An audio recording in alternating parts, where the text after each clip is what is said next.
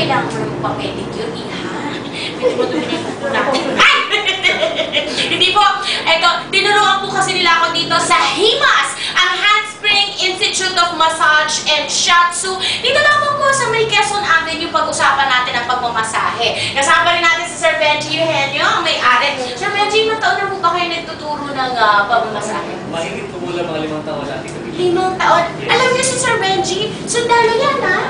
Ang layo naman po ng pagiging sundalo at saka yung pagiging masahista. Ay, sorry, massage therapist pala. Ay, teka naman. Bago tayo dumako kay Sir Benji, may politically correct na pagtawag ng mga nagmamasahe.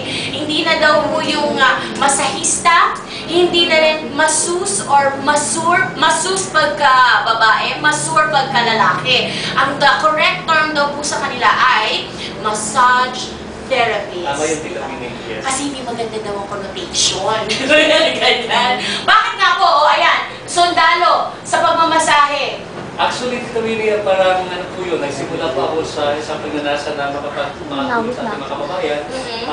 I joined the Armed Forces as a reservist in the Army.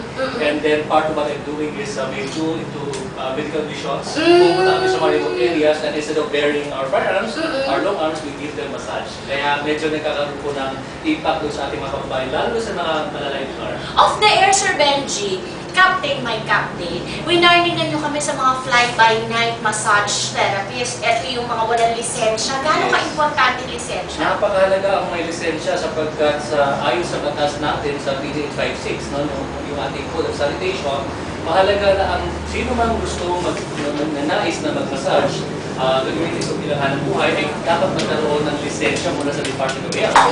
At kung hindi mo man siya ay may lisensya, siya ay pwede mag-massage kung siya po ay under ng isang license ng Department of Health. At lahat ng mga dokumentong ito ay nakapaskil sa kanilang massage clinic. Precisely, yes.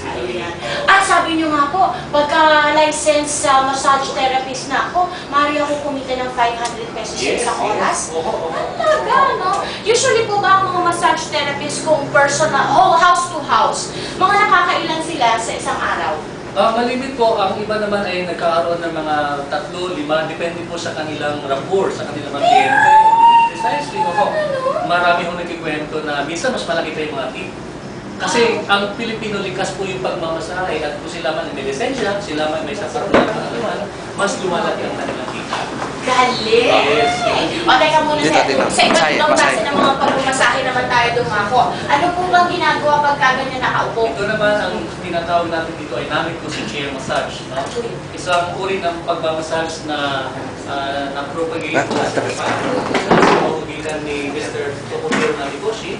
At ito po ay napakaganda para sa magbibigay po ng relaxation sa katawan ng pasyente at magbibigay din po ng healing, no, sa mga karamdaman natin mga pasyente. Ano nga po ulit ako? Namin po si chair massage. Namin ko si chair massage. Eh, ito naman po nga ginagawa ko kay Nini. Yes, ang ginagawa naman natin kay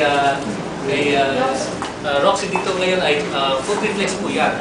Ito mo. Totoo po ba na may mga points dito sa ating mga talampakan na nakaka-apekto sa mga organs ng katawan? Yes, yes. Pero tayo tinatawag na meridian points, 10 meridian lines, na kung saan ay habang ating pinipindot ang bahagi ng kanyang paa, ay meron po siyang kaakibat na epekto sa patuog ng katawan ng mga panlabas sa katawan ng pasyente. Halimbawa mo, mali yung napindot ko. Naku, pag maling napindot mo, okay na naman yun. Provided wala naman siya, wala naman injury. Ay, naiko! O, ito naman si topless. Ano naman po yung ginagawa natin dito? Ang ginagawa naman natin dito ngayon kay Ella ay yung pagmamasahe natin sa kanyang pamamagitan ng Swedish massage. Swedish! Ano naman po yung sa Japan at saka yung sa Swedish? Yeah, yung sa Japan ay dry massage. Dry? Yung sa atin namang ginagawa ngayon ay ito ay oil massage. May oil!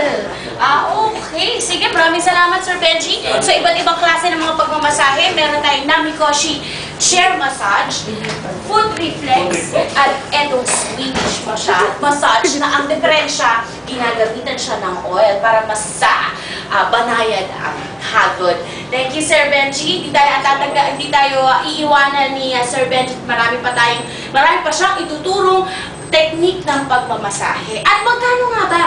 Kung kayo ay magtatayo ng massage clinic, magkano budget ang kailangan at kailan kikita? Pag-uusapan natin yan sa ating pagbabalik. Samantala, Ginger, meron ka